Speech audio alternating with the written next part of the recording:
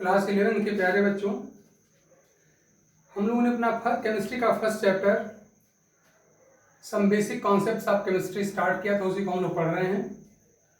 हमने उसमें पहले आपको मूल कॉन्सेप्ट बता दिया था और साथ ही हमने विलयनों की साम्यता को व्यक्त करने की विधियां हमने आपको बता दिया था। उसमें हमने कुछ न्यूमेरिकल भी दिए थे, आप उसको सॉल्व किए होंगे। हमने आपको बताया था कि जो बेसिक कॉन्सेप्ट्स ऑफ जो केमिस्ट्री है 11th का फर्स्ट चैप्टर, वो असल में कुछ 9th के टॉपिक्स हैं और थोड़े एक आध टॉपिक 10th के हैं। तो 9th और 10th के टॉपिक का एक तरह से रिवीजन है और उसी में से एक ये भी आपके रिवीजन के लिए है यहाँ पर द्रव की प्रकृति। तो आप इसको सब क्लास 9th में पढ़े हुए हैं, 11th में भी यहाँ पर है, रिवीजन के लिए है। तो मैं उसको आपको बता दे रहा हूँ क्या होता है, आप सब जानते हैं। रिवाइज भी आपका हो जाएगा और यही आपका क्लास 11th के केमिस्ट्री के फर्स्ट बुक केमिस्ट्री के फर्स्ट चैप्टर में है। तो हम लोग द्रव की परिभाषा जानते हैं। द्रव क्या होता है? तो हम लोग पढ़े कि द्रव वह है जो स्थान घेरता है, जिसमें द्रव्यमान होता है और जिसका ज्ञान हम अपने ज्ञानेंद्रियों से प्राप्त कर सकते हैं। जैसे मान लीजिए हमारे आसपास जो कुछ भी दिख रहा है, चाहे वो सजीव हो और चाहे निर्जीव। मान मैं अपने मार्कर की बात करूं तो मार्कर में चाहे जहां भी रखूंगा तो थोड़ा सा जगह भी कवर करेगा और थोड़ा उसका द्रव्यमान भी होगा।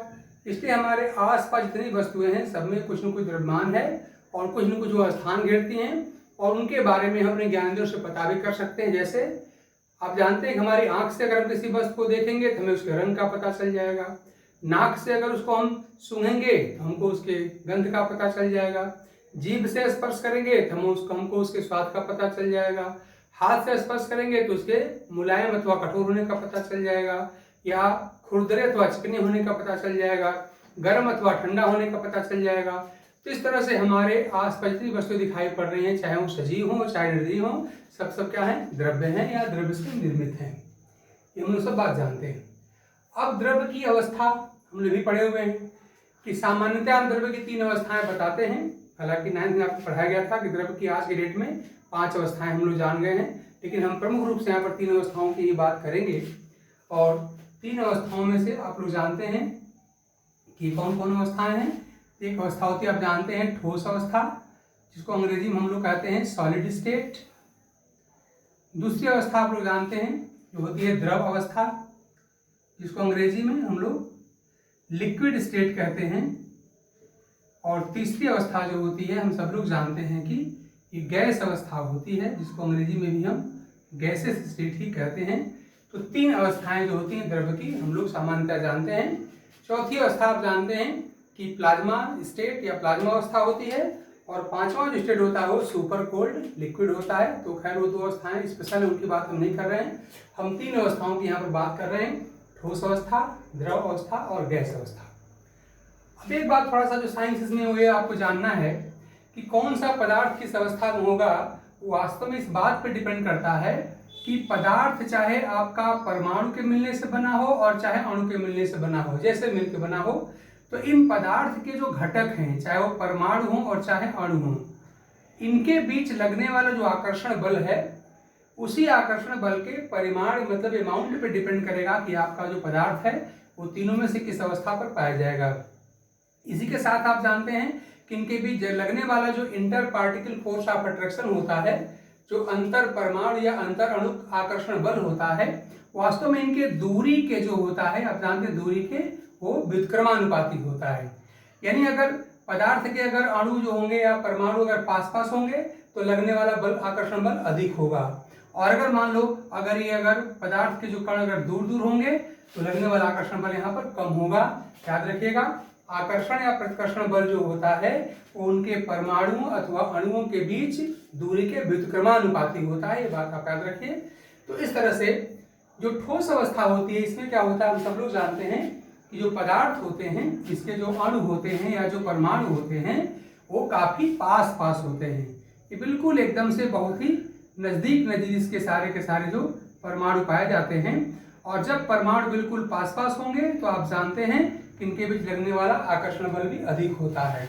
तो ये कैसे हम इसको परिभाषित करें कि ठोस अवस्था वास्तव में द्रव की वह अवस्था है जिसमें परमाणु क्या होते हैं या अणु जो होते हैं पास पास होते हैं और इनके बीच का जो लगने वाला आकर्षण बल है वो क्या होता है? अधिक होता है। ये दो बात आपको मुख्य रूप से याद करना है कि यहाँ पर हम कह सकते हैं कि अंतर अणुक जो अवकाश है यानी स्थान है, अवकाश वो क्या होता है, बहुत ही यहाँ पर कम होता है। एक बात याद रखिए। और दूसरी बात आपको याद रखना है कि इनके बीच लगने वाला जो आकर्षण बल है अणुओं के बीच या परमाणु के बीच लगने वाला वो हमेशा अधिक होता है। तो हम कह सकते हैं कि यहाँ पर अंतर अणुक जो आकर्षण बल है, अंतर अणुक जो आकर्षण बल होता है इसका मान जो होता है वो हमेशा अधिक होता है। और इन दोनों का परिणाम क्या होता है, थोड़ा सा देखिए क्या है इनका जो परिणाम क्या होता है इन दोनों चीजों का। तो यही वास्तव में प्रमुख जो गुण हैं या डिसाइडिंग जो फैक्टर्स हैं जो ये सारी बातें डिसाइड कर रहे हैं। तो ठोस में जो होता है आपने कहा कि यहाँ पर जो अणुओं के बीच जो दूरी होती है वो काफी कम होती है, और अंतर अणु जो आकर्षण बल होता है मतलब दो अणु के बीच लगने वाला आकर्षण बल होता है हमेशा अधिक होता है। और इसका परिणाम क्या होता है आप जानते हैं कि ठोस में यहाँ पर आकृति और आयतन, आकृति और आयतन दोनों जो होता है निश्चित होता है। यानी हम कह सकते हैं यहाँ पर जो इनकी आकृति जो है शेप है और इनका जो आयतन है ये दोनों क्या होता है निश्चित होता है। और इनके जो अणु होते हैं या जो परमाणु जिससे भी आपका ठोस बना हो उनमें गति की गुंजाइश बहुत ही कम होती है या अपेक्षाकृत बहुत ही कम होती है। तो ठोस के एक गुण आप याद रखिए कि इनके अणुओं के बीच लगने वाला जो आकर्षण बल होता है वह अत्यंत अधिक होता है। इन अणुओं के बीच लग जो यहाँ पर जो दूरी है वो दूरी बहुत ही कम होती है। और इन्हीं दो गुणों का परिणाम ये होता है कि जो ठोस होते हैं इनकी आकृति और आयतन दोनों ही निश्चित होता है। जैसे मान लीजिए हम कहें हमारे मार्कर है तो मार्कर का जो भी आपको आकार यहाँ दिख रहा है, जो आकृति यहाँ दिख रही है, इसको चाहे जहाँ भी ले जाएंगे इसका आकार यही रहेगा, बदलेगा नहीं। मान लो हम यहाँ से एक ईंट ले लें, ईंट को लेकर नीचे चले जाएं कहीं और रख दें तो ईंट को चाहे जहाँ भी ले जाएंगे उसका आकार और आयतन दोनों ही निश्चित रहेगा। तो जितनी भी ठोस वस्तुएं आपको दिखाई पड़ रही हैं उनको, जैसे मान लो कुर्सी है तो कुर्सी का जो आकार और आयतन इस कमरे में होगा वही बगल के कमरे में भी होगा, वही आपके घर में भी होगा, वही हमारे घर में भी होगा और वही कुर्सी आएगी। तो इस तरह से ठोस वस्तुओं का आकृति और आयतन दोनों ही निश्चित होता है। ये बात आपको समझना है। अब आ जाइए द्रव पर। तो द्रव में क्या होता है, तो इन्हीं गुणों को लेकर आपको तुलना करना है। तो यहाँ पर जो अंतर अणुक जो अवकाश होता है अपेक्षाकृत कम होता है।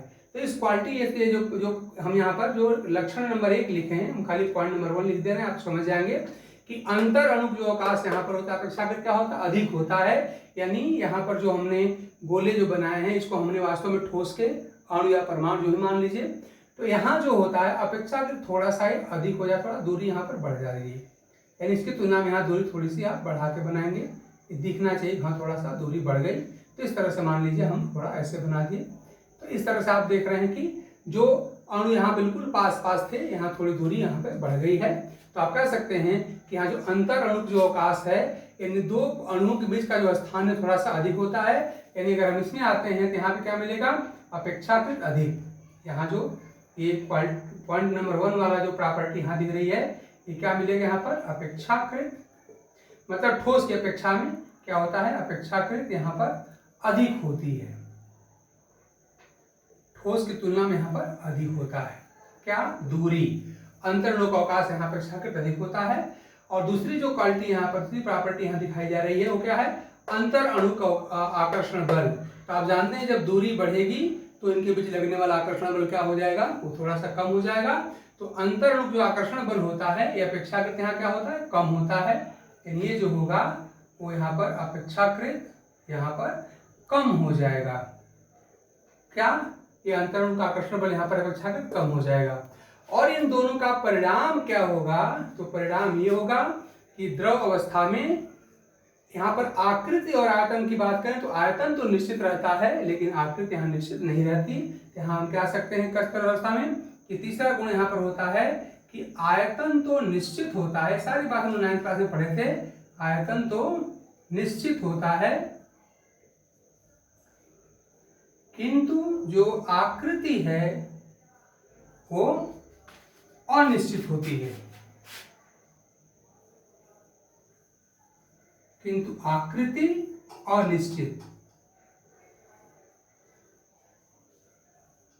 अनिश्चित होती है। जैसे मान लीजिए हम कह रहे हैं कि मान लीजिए हमारे एक बॉटल में 1 लीटर पानी है, तो जब तक पानी उस बॉटल में रखी हुई है तब तक उसका आयतन 1 लीटर है और पानी का जो आकृति है लोटे यानी बढ़ता हमारे बॉटल के आकार के जैसा है। अगर उसी 1 लीटर पानी को मान लिया आप किसी नली में भर देंगे, लंबी नली में, तो उसका आयतन तो 1 लीटर ही रह जाएगा, लेकिन उसका जो आकार हो जाए, जो आकृति होगी वो नली के यानी पाइप के आकार की हो जाएगी। उसी पानी को मान लिया अगर हमने थाली में डाल दिया तो आयतन तो आपका 1 लीटर रह जाएगा, लेकिन वास्तव में उसका आकार कैसा, थाली के जैसा हो जाएगा। तो इस तरह से आप जैसे पानी आप जानते हैं, बेस्ट एग्जाम्पल है पानी है, दूध है, तेल है, बाकी बहने वाले जो पदार्थ हैं वो हमारे द्रव होते हैं, आप जानते हैं, और द्रव वही होता है जिसमें बहने का गुण पाया जाता है। हम सब लोग जानते हैं पानी का क्या गुण है, दूध का क्या गुण है, तेल का क्या गुण है, या अन्य बहने पदार्थों का क्या गुण होता है, तो इसका उदाहरण होता है, आप जानते हैं। इसके बाद से यानी अगर मैं इसका उदाहरण ले लूँ तो उदाहरण में आपको क्या रखना है, आपको पानी याद रखना है। पानी क्या है, द्रव है। ऐसे अगर मैं दूध ले लेता हूँ तो दूध भी क्या है, द्रव है। ऐसे विभिन्न प्रकार के जो तेल होते हैं वो भी क्या है, द्रव हैं, और इनके गुण आप अच्छी तरह जानते हैं, सबको दिखाई पड़ता है। इसी प्रकार से अगर मैं यहाँ पर गैस के बारे में अगर आपसे बात कर लूँ तो गैस में क्या हो जाएगा कि ये जो दूरी है वो और बढ़ जाएगी, यानी गैसीय अवस्था में जो इसके जो अणु होते हैं या जो परमाणु होते हैं वो काफी दूर दूर तक होते हैं। और जब आप देख रहे हैं जब दूरी यहाँ काफी अधिक हो जाएगी तो इनके बीच लगने वाला आकर्षण भी बहुत ही कम हो जाएगा। यानी जो यहाँ पर दूरी की बात करते हैं अपेक्षाकृत और देखो दूर दूर हमने कण बना दिया, तो गैसों के जो अणु होते हैं काफी दूर दूर होते हैं, इसलिए इनके बीच लगने वाला जो आकर्षण बल होता है वह अत्यंत कम होता है। और वास्तव में यही कारण है कि जो गैस के अणु होते हैं वो फ्री मूवमेंट के लिए बिल्कुल फ्री होते हैं, जिधर जाए वहां पर चले जाते हैं। और अगली बात अगर इनके आकृति और आयतन की बात करें तो यहाँ पर दोनों ही अनिश्चित होता है। गैस को आप जिस बर्तन में जिस कंटेनर में रखेंगे वो उसी का आयतन ग्रहण कर लेगी और उसी का आकार भी ग्रहण कर लेगी। जैसे उदाहरण के लिए अगर हमने 1 लीटर के किसी जार में हमने गैस को बंद किया है तो उस गैस का जो आयतन होगा वो 1 लीटर का होगा और उसका जो आकार होगा उस जार के जैसा होगा। लेकिन अगर उसी मात्रा में जो गैस है अगर उसको अगर 5 लीटर के बर्तन में हम रख देंगे तो उसका जो आयतन है वो 5 लीटर का हो जाएगा और उसकी जो आकृति होगी उस 5 लीटर के बर्तन के बराबर हो जाएगी। तो इस तरह से हम लोग ठोस, द्रव और गैस के बारे में सामान्य गुण बता सकते हैं। अब इसके बाद से आपको थोड़ा सा अपने इस द्रव्य को उसके बल्क अमाउंट के पूरी मात्रा को लेकर के माइक्रोस्कोपिक लेवल पर इसको वर्गीकरण करने का एक और तरीका होता है। हम उस तरीके से हम आपको अलग से एक दूसरा वर्गीकरण हम बताने चल रहे हैं। तो इस तरह से अगर हम माइक्रोस्कोपिक लेवल पर यानी बड़े पैमाने पर जो द्रव्य होता है अगर उसके हम अणु की संरचना को ध्यान में रख के बात करें तो यहाँ पर जो द्रव्य होता है वो द्रव्य को हम प्रमुख रूप से 2 भागों में विभाजित करते हैं। एक होता है मिश्रण, एक मिश्रण होता है और मिश्रण को हम लोग अंग्रेजी में मिक्सचर कहते हैं। और दूसरा जो होता है ये होता है प्योर सब्सटेंस या शुद्ध पदार्थ।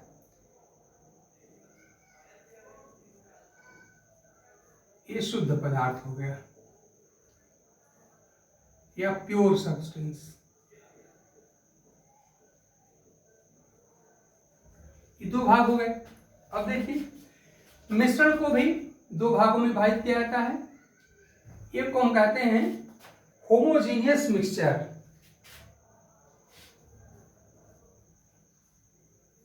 अभी सारी बात आपको हम बता रहे हैं। होमोजीनियस मिक्सचर और एक हम कहते हैं हेट्रोजीनियस मिक्सचर।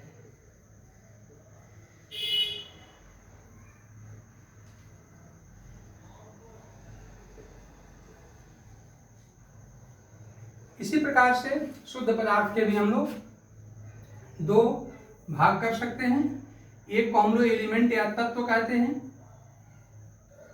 हिंदी में आप इसको तत्व कहते हैं, और दूसरे को हम लोग यौगिक या कंपाउंड कहते हैं। कंपाउंड या इसको हिंदी में यौगिक कहा जाता है। तो इन्हीं को हमको समझना है। कितना हुआ? सर मत बोला।